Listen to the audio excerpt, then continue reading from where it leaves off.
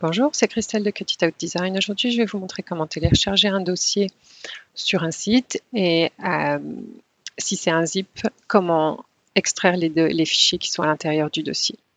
Si vous avez acheté votre fichier sur Etsy, vous allez sur l'icône sur votre nom et la petite flèche, et là, vous aurez achats et avis. Et dans la liste de vos achats, vous allez pouvoir aussi télécharger vos fichiers de là. Pour vous donner une idée de la page, à quoi elle ressemble, donc ça c'est un achat qui a été fait par un de mes clients. Vous allez voir un petit mot de la boutique sur laquelle vous avez acheté votre dossier et ensuite vous aurez la liste des fichiers. Donc pareil, si vous voulez plusieurs dossiers, vous pouvez les télécharger individuellement. Sinon, par exemple, si vous voulez juste le SVG, vous cliquez sur télécharger et vous téléchargez juste le SVG. Je vais aller télécharger sur Creative Fabrica le dernier design que j'ai mis en ligne. Donc, si vous avez un abonnement, vous aurez le bouton télécharger. Sinon, cela va vous demander de payer. Donc, vous cliquez sur télécharger. En haut, vous allez voir quand votre téléchargement est fini. Donc là, je vois que mon téléchargement est fini. Je vais aller sur mes téléchargements. Et là, vous voyez que j'ai bien mon zip. Donc sur un Mac, c'est très facile. Vous double-cliquez dessus. Et là, vous voyez que vous avez un nouveau dossier qui se crée. Et quand vous ouvrez ce dossier en double-cliquant dessus, vous avez les différents fichiers. Donc selon les fichiers que vous voulez utiliser, vous pouvez sélectionner par exemple si vous voulez le fichier en SVG et vous le sauvegardez ensuite où vous voulez dans vos documents. Donc, sur Windows, vous allez trouver votre zip une fois qu'il est téléchargé en bas à gauche de la fenêtre. Si vous cliquez sur la petite fenêtre, vous pouvez l'ouvrir d'ici. Sinon, vous allez sur vos documents, téléchargement, et vous trouverez votre zip ici. Donc vous voyez que c'est un zip parce qu'il y a une fermeture éclair dessus. Ça veut dire que c'est un dossier compressé. Si vous double-cliquez dessus, tout ce que ça va faire, c'est que ça va ouvrir le dossier compressé. Donc vous allez voir les fichiers qui sont contenus à l'intérieur. Mais comme vous voyez, là on voit bien la fermeture éclair, c'est toujours un zip. Et vous voyez en haut, il y a marqué « Outils de dossier compressé ». Donc pour accéder à toutes pour accéder aux fichiers, il va falloir les extraire du fichier compressé. Vous cliquez sur extraire tout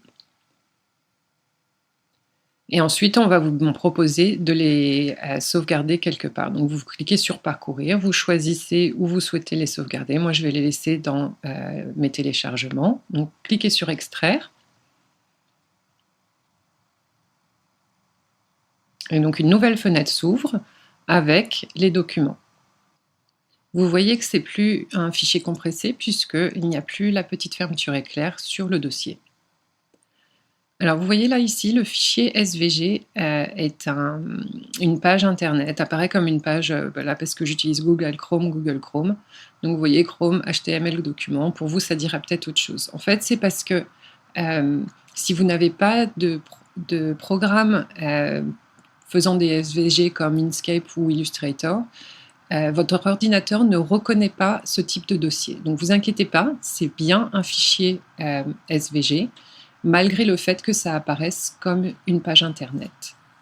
Alors, je vais vous montrer rapidement que vous pouvez les télécharger dans Cricut sans problème. Donc vous cliquez sur télécharger une fois que vous êtes sur votre toile, dans votre nouveau projet. Ensuite, télécharger une image. Vous cliquez sur parcourir. Ça va vous ouvrir une autre fenêtre dans laquelle vous allez pouvoir retrouver vos documents. Donc moi, comme je l'ai laissé dans les téléchargements, je vais dans les téléchargements.